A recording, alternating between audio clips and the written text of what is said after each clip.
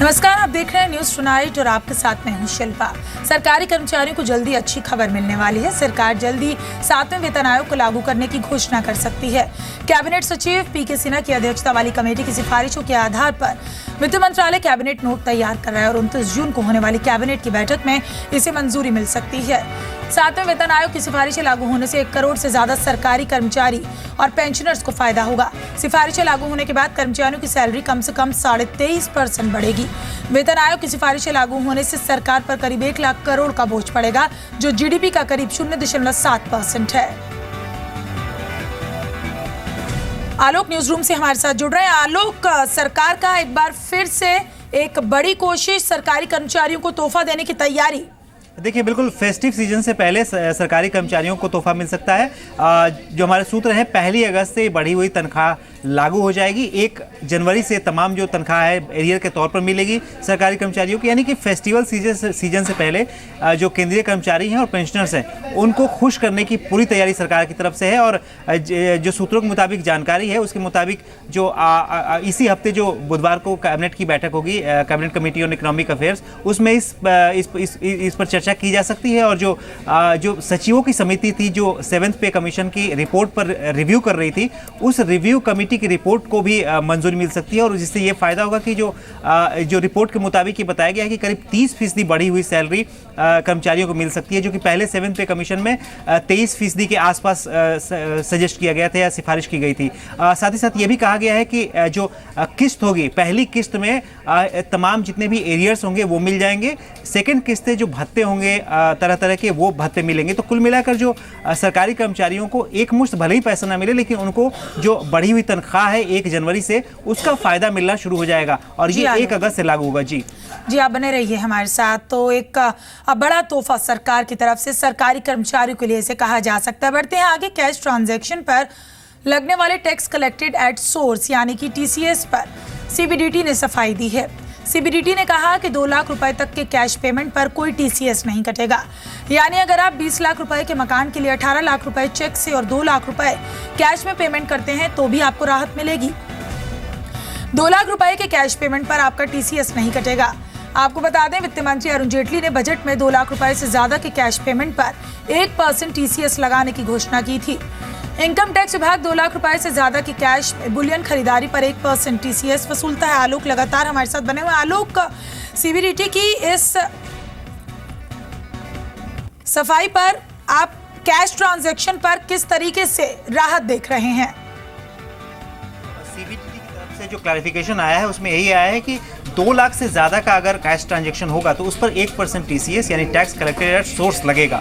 ये बात सीबीडीटी की तरफ से क्लैरिफाई की गई है। कुछ लोगों ने ये क्वेरीज भेजी थी कि अगर टोटल पेमेंट अगर 5 लाख या 10 लाख का हो और उसमें कैश कंपोनेंट अगर 2 लाख से कम हो तो क्या उस पर भी टैक्स लगेगा। तो इसी बात पर सीबीडीटी की तरफ से क्लैरिफिकेशन आया था कि चेक से अगर अमाउंट ज़्यादा दिया गया है और कैश से अगर 2 लाख से कम दिया गया है तो उस पर 1% टीसीएस नहीं लगेगा। बजट में सरकार ने अनाउंस किया था कि 2 लाख से ज़्यादा के कैश पेमेंट पर टीसीएस 1% वहीं पर लग जाएगा। तो ये तमाम क्लैरिफिकेशंस सरकार की तरफ से आई हुई हैं। और जो बताया गया था 2 लाख से ज़्यादा पर खरीदी, बुलियन की खरीदी पे और 5 लाख से ज्वेलरी के खरीदे पर, कैश खरीदी पर ये टैक्स लगेगा। तो ज्वेलरी को लेकर 5 लाख की सीमा अभी भी है और बुलियन के लिए 2 लाख और बाकी कैश ट्रांजैक्शन पर भी 2 लाख की ये सीमा है 1% टीसीएस के लिए। जी, बहुत शुक्रिया आलोक इस बातचीत के लिए आपका। तो ब्लैक मनी पर सरकार ने सख्त रवैया अपनाया। वित्त राज्य मंत्री जयंत सिन्हा ने कहा कि 30 सितंबर तक अनडिस्क्लोज्ड इनकम का खुलासा नहीं करने वालों पर कड़ी कार्रवाई होगी। इस बीच वित्त मंत्री अरुण जेटली ने कल शाम 4 बजे अहम बैठक बुलाई। कल ही पीएम मोदी ने ब्लैक मनी रखने वालों को सख्त चेतावनी दी थी। सरकार ने 30 सितंबर तक अघोषित आय को घोषित करने के लिए विशेष सुविधा देश के सामने प्रस्तुत की है। जुर्माना दे करके हम अनेक प्रकार के बोझ से मुक्त हो सकते हैं।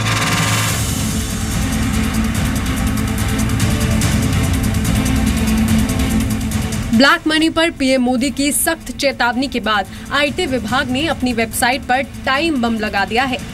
ये ब्लैक मनी रखने वाले उन लोगों के लिए चेतावनी है कि 30 सितंबर तक अपनी अनडिस्क्लोज्ड इनकम का खुलासा कर दें या फिर इस बम के फटने का इंतजार करें। अनडिस्क्लोज्ड इनकम के खुलासे के लिए सरकार इनकम डिक्लेरेशन स्कीम लेकर आई है। ब्लैक मनी पर वित्त मंत्री अरुण जेटली ने कल शाम 4 बजे बैठक बुलाई है, जिसमें इनकम डिक्लेरेशन स्कीम पर चर्चा होगी। बैठक में CII, फिक्की, एसोचैम के प्रतिनिधि शामिल होंगे। साथ ही चार्टर्ड अकाउंटेंट्स ऑफ इंडिया और institute of company secretaries of India के अधिकारी भी शामिल होंगे। बैठक में बार एसोसिएशन और इनकम टैक्स अधिकारियों को भी बुलाया गया है। फिलहाल ब्लैक मनी के खिलाफ सरकार की सख्ती का असर दिखना शुरू हो गया है। सरकार को इंडियंस के 1100 विदेशी खातों में 13,000 करोड़ रुपए की ब्लैक मनी का पता चला है। सरकार को 2011 में 400 और 2013 में करीब 700 बैंक अकाउंट्स के बारे में जानकारी मिली थी। 2011 में फ्रांस सरकार ने SHBC के खातों की जानकारी दी थी, जबकि 2013 में international consortium of investigative journalist यानी ICIJ ने अपनी वेबसाइट पर 700 बैंक खातों को पब्लिश किया था। IT विभाग ने इन पर 5,377 करोड़ रुपए का टैक्स लगाया है। दरअसल 30 सितंबर तक टैक्स घोषित करने वालों से संपत्ति के बारे में कोई पूछताछ नहीं होगी, लेकिन उसके बाद ब्लैक मनी पकड़े जाने पर सरकार न सिर्फ टैक्स और सरचार्ज वसूलेगी, बल्कि भारी भरकम पेनल्टी भी लगाएगी। ब्यूरो रिपोर्ट, जी मीडिया, दिल्ली। तो वित्त राज्य मंत्री जयंत सिन्हा ने कहा कि ब्लैक मनी का खुलासा नहीं करने वालों के खिलाफ सरकार सख्त कार्रवाई करेगी। सरकार ने 30 सितंबर तक ब्लैक मनी का खुलासा करने का समय दिया और जयंत सिन्हा से एक्सक्लूसिव बातचीत की हमारे संवाददाता प्रकाश प्रियदर्शी ने। हमारे साथ MOS फाइनेंस जयंत सिन्हा है। सर, जिस तरीके से हम देख रहे हैं ब्लैक मनी को लेकर सरकार ने एक बार फिर से एक नई शुरुआत की है। 30 सितंबर तक का मौका दिया है। जिन लोगों के पास ब्लैक मनी उसको डिस्क्लोज करें, उसके बाद सरकार ये कह रही काफ़ी स्ट्रिक्ट एक्शन लिए जाएंगे। तो आपको लगता है कि जिस तरीके से पहले हमने देखा है कि बहुत ज़्यादा चीज़ें सामने नहीं आई हैं, बहुत ज़्यादा डिस्क्लोजर्स नहीं हुए हैं, तो क्या अब इस तरह की चीज़ें सामने आएंगी और इससे कुछ बेहतर परिणाम निकलेगा? ये कोई नई शुरुआत नहीं है। हम लोग तो बहुत दिनों से इस पे लगे हुए हैं और आपको मालूम है कि पिछले साल हम लोगों ने फॉरेन ब्लैक मनी का जो लेजिस्लेशन है उसको हम लोगों ने पारित किया और इस बार फाइनेंस बिल में हम लोगों ने एक वॉलंटरी डिस्क्लोजर स्कीम लागू की है। तो ये काम जो है वो बरकरार है, हम लोग लगे हुए हैं। और जो विदेश में जो लोग काले धन को आज के समय छुपाए हुए हैं, उनको एक हम लोगों ने कंप्लायंस विंडो दिया था पिछले साल। जिन लोगों ने नहीं डिस्क्लोज़ किया उन पे अब सख्त कार्रवाई हो रही है, जांच चल रहे हैं। इस साल हम लोगों ने घरेलू काले धन पे एक मौका दिया है। ये जब कंप्लायंस विंडो, डिस्क्लोजर विंडो बंद हो जाएगा सितंबर 30 को, तो फिर हम लोग सख्ती से आगे कार्रवाई करेंगे। प्रधानमंत्री नरेंद्र मोदी ने RBI गवर्नर रघुराम राजन पर सुब्रमण्यम स्वामी की तरफ से हो रहे हमलों पर चुप्पी तोड़ दी। प्रधानमंत्री ने कहा कि राजन देशभक्त हैं और उनकी देशभक्ति किसी और से कम नहीं। प्रधानमंत्री ने स्वामी को नसीहत दी और कहा कि अगर किसी को ये लगता है कि वो सिस्टम से ऊपर है तो वो गलत है। मोदी ने स्वामी के बयानों को गलत बताया। PM का यह बयान ऐसे समय में आया है जब वित्त मंत्री अरुण जेटली और BJP ने खुद को स्वामी के हालिया बयानों से अलग कर लिया।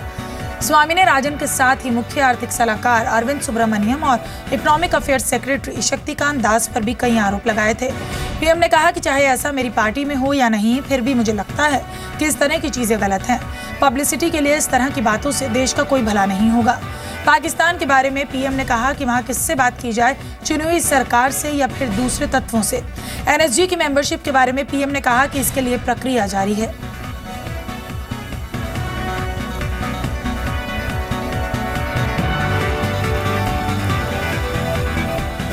तो ब्रेक्सिट के झटके से आज भारतीय बाजार निकलने में कामयाब रहे। खराब विदेशी संकेतों के चलते भारतीय बाजारों की कमजोर शुरुआत हुई और निचले स्तरों से आई रिकवरी के चलते भारतीय बाजार आज सीमित दायरे के कारोबार करते दिखे। तो वहीं मिड कैप और स्मॉल कैप शेयर्स में खरीदारी रही। सेंसेक्स 5 अंक और निफ्टी 6 अंक की बढ़त के साथ बंद हुए। Health care, capital goods, realty, consumer good shares में खरीदारी रही। तो वहीं IT और टेक शेयर्स पर सबसे ज्यादा दबाव दिखा। इंडियन मार्केट्स मैक्रो जिस तरह से है, ये मॉनसून के बाद जो ग्रेजुअल इकोनॉमी में भी रिकवरी दिखाई देगी एंड मीडियम टर्म में भी जो benefits of new orders, contracts आएंगे, वो देखकर हर एक डिप में मार्केट में बाय करना चाहिए, ऐसा डेफिनेटली लग रहा है। पर एक पॉइंट है कि जिस तरह से ब्रेक्जिट ने अनसर्टेनिटी क्रिएट की, वैसे ही US इलेक्शंस भी global markets as well as Indian markets के लिए अनसर्टेनिटी डेफिनेटली क्रिएट करेंगे, which is also just sometime in November. तो ये ईयर थोड़ा वॉलेटाइल तो रहेगा। नेशनल स्टॉक एक्सचेंज यानी एनएससी लिस्टिंग के नजदीक पहुंच रहा है। घरेलू स्टॉक एक्सचेंजेस पर लिस्टिंग के लिए एनएससी जनवरी 2017 में सेबी के पास डीआरएचपी दाखिल कर सकता है। एनएससी के बोर्ड ऑफ डायरेक्टर्स ने डीआरएचपी दाखिल करने की इच्छा जताई। हालांकि इस पर अभी शेयरधारकों की मंजूरी लेना बाकी है। बोर्ड ने एनएससी मैनेजमेंट को अप्रैल 2017 में विदेश में लिस्टिंग कराने का भी सुझाव दिया। इसके अलावा लिस्टिंग प्रक्रिया को तेज करने के लिए बोर्ड ने मौजूदा लिस्टिंग कमेटी को एम्पावर्ड सब कमेटी बना दिया। ये कमेटी एनएससी की लिस्टिंग पर समय का फैसला लेगी।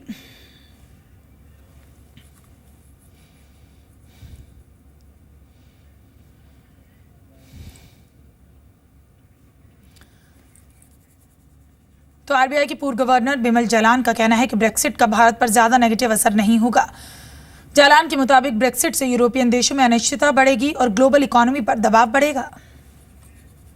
तो बाय एंड लार्ज यदि आप इंडिया की बात कर रहे हैं तो ब्रेक्सिट का इफेक्ट हम लोगों पर बहुत ख़राब नहीं होगा, बट ग्लोबल इकोनॉमी पर इसका इफेक्ट है वो बहुत अनसर्टन है, क्योंकि एक तो खाली ब्रिटेन पर इफेक्ट होगा क्योंकि क्लोज्ड है, तो यूरोपियन ट्रेड पर और ब्रिटेन के ट्रेड पर और डॉलर में एंड यूरो में क्या होगा, यूरो और स्टर्लिंग में क्या होगा, तो ये सब इश्यूज हैं। वॉलेटिलिटी थोड़ी रहेगी क्योंकि कोई रूल्स बदलते रहेंगे। ये सब करते वक्त जब कोई भी मार्केट एक प्रिडिक्टेबिलिटी सर्टेनिटी चाहता है और कोई बदलाव जब आता है तो वो सर्टेनिटी प्रिडिक्टेबिलिटी को थोड़ा सा धक्का बैठता है और वो चेंज कंप्लीट होने तक थोड़ा सा उसको पूरा समझने तक ये वॉलेटिलिटी रहेगी। उतना जो असर होगा वही होगा। तो भारत आज औपचारिक तौर पर एमटीसीआर यानी मिसाइल टेक्नोलॉजी कंट्रोल रिजिम का सदस्य बन गया है। भारत अब अमेरिका से प्रीडेटर ड्रोन खरीद सकेगा, दूसरे देशों को अपनी मिसाइलें भी बेच सकेगा। साउथ ब्लॉक में विदेश सचिव एस जयशंकर ने सदस्यता के दस्तावेजों पर दस्तखत किए। फ्रांस, नीदरलैंड्स और लग्जमबर्ग के राजदूत भी इस मौके पर मौजूद रहे। भारत एमटीसीआर का 35वां सदस्य देश बना है। विदेश मंत्रालय ने एमटीसीआर और एससीओ सदस्यता के बाद जल्द ही एनएसजी सदस्यता मिलने की भी उम्मीद जताई है। कांग्रेस ने भी फैसले का स्वागत किया है। हमारी एमटीसीआर की सदस्यता और एससीओ की सदस्यता दोनों 10 वर्ष पूर्व हमने कार्य इन पर आरंभ किया। उस समय भी कई लोगों ने कहा था अरे भारत को तो चीन कभी भी एससीओ का सदस्य नहीं बनने देगा, एमटीसीआर में हम कभी नहीं घुस पाएंगे, लेकिन ताशकंद में हम एससीओ के पूर्ण सदस्य बन गए हैं। Now today this development is a very happy development. The prime minister is working hard, the external affairs minister also is working hard, trying to mobilise international support in each and every arena. MTRC की सदस्यता का है तो missile technology में तो हिंदुस्तान पहले ही बहुत आगे। बाकी जो सदस्य हैं उनको टेक्नोलॉजी हम देंगे तो उनको अवश्य लाभ मिलेगा। एमटीसीआर दुनिया में मिसाइल टेक्नोलॉजी के प्रसार पर नियंत्रण रखने वाले 34 देशों का समूह है। एमटीसीआर का सदस्य बनने के बाद भारत के लिए दूसरे देशों से उच्च स्तरीय मिसाइल तकनीक खरीदना आसान हो जाएगा। भारत अमेरिका से प्रेडेटर ड्रोन खरीद सकेगा, दूसरे देशों को अपनी मिसाइलें भी बेच सकेगा। एमटीसीआर की सदस्यता के लिए 2015 में भारत ने आवेदन किया था। बॉम्बे हाई कोर्ट ने 530 दवाओं की कीमतें तय करने की नेशनल फार्मा प्राइसिंग अथॉरिटी यानी एनपीपीए के आदेश पर अंतरिम रोक लगा दी है। इंडियन फार्मा अलायंस और इंडियन ड्रग्स मैन्युफैक्चरर्स एसोसिएशन की याचिका पर सुनवाई करते हुए हाई कोर्ट ने आदेश जारी किया। हाई कोर्ट की ओर से अंतिम फैसला आने तक ये रोक जारी रहेगी। एनपीपीए ने 3 मार्च को आदेश जारी करके 530 दवाओं की कीमतों की ऊपरी सीमा तय कर दी थी। नई कीमतों को 1 अप्रैल से लागू करने का आदेश दिया। दवा कंपनीज के संगठन ने 20 अप्रैल को हाईकोर्ट में अर्जी देकर रोक लगाने की मांग की थी।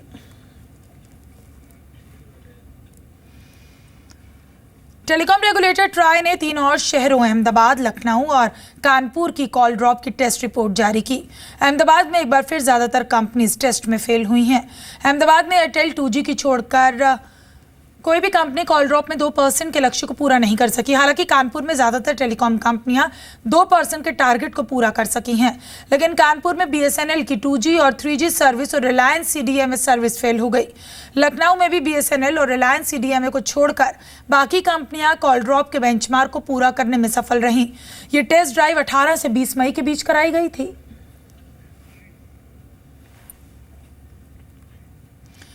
रिलायंस कम्युनिकेशन सीडीएमए ग्राहकों को बहुत ही आकर्षक ऑफर दे रहा है। आरकॉम के देश भर में करीब 80 लाख सीडीएमए ग्राहक हैं, जिनमें से पहले चरण में 9 सर्कल में सीडीएमए ग्राहकों को 4G सेवाएं लेने का ऑफर दिया। इन 9 सर्कल में करीब 50 लाख सीडीएमए ग्राहक हैं। आरकॉम 93 रुपए में 10 GB डेटा का ऑफर दे रही है। रिलायंस टू रिलायंस 150 रुपए का टॉक टाइम फ्री है। पैक की वैलिडिटी 1 महीना रहेगी और ये ऑफर नए ग्राहकों के लिए नहीं है।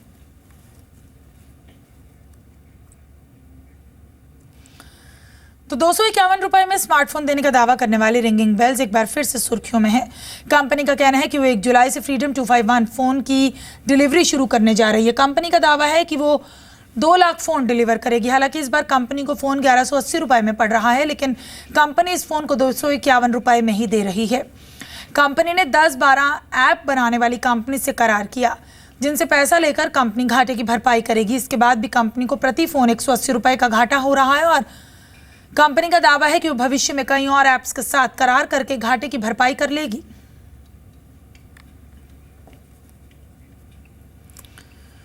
तो रिलायंस जियो ने अपने स्मार्टफोन ब्रांड लाइफ का नया फोन अर्थ 2 लॉन्च किया। कंपनी ने अर्थ 2 को 4 कलर्स ब्लैक, व्हाइट, ग्रीन और गोल्ड में उतारा। इसकी कीमत 21,599 है।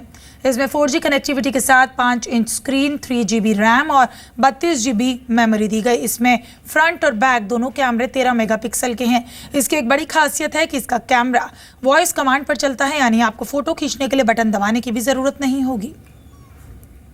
अर्थ 2 जो फ़ोन है वो इस वक्त प्लैनेट अर्थ के ऊपर शायद सबसे अच्छा डिवाइस है, शायद सबसे अच्छा फ़ोन है, क्योंकि इसके अंदर जो फीचर्स हैं वो शायद आज की डेट के अंदर किसी भी और फ़ोन के अंदर नहीं है। इसका कैमरा आपके वॉइस कमांड सुनता है।